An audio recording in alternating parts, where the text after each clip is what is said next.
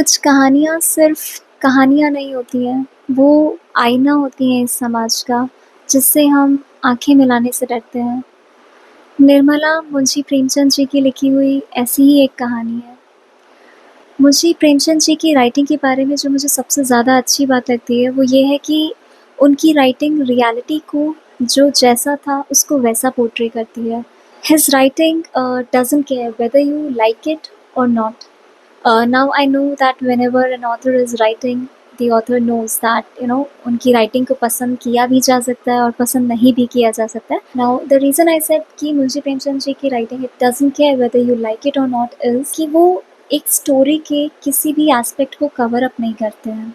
Now what do I mean by that?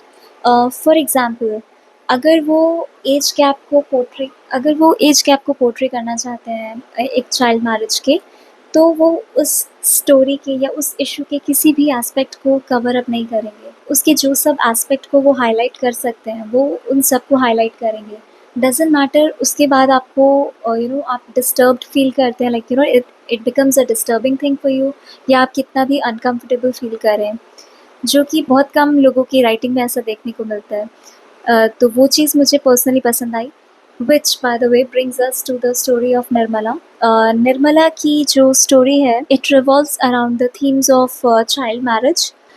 Nirmala जो हमारी story की प्रोटैगनिस्ट है, उसकी बहुत छोटी ही उम्र में शादी कर दी जाती है, एंड जिस पर्सन से उसकी शादी होती है उसमें लाइक उस पर्सन में और निर्मला में काफ़ी ज़्यादा एज गैप होता है, to the extent that the person whom she gets married to is almost the age of her father, and plus उनके 3 लड़के भी होते हैं, and उनकी वाइफ जा चुकी होती है, as in like she is no more in the world. Now just imagine the age gap. And when I got to know about this particular aspect of the story, that there is this such a huge age gap, I knew that this book is going to be difficult for me to read, not because of its writing or language, but because of the emotional strength that I would need to follow through the pages. So anyway, I did read it, and as we follow through the chapters, we come across a couple of disturbing elements which will make you question a lot of things.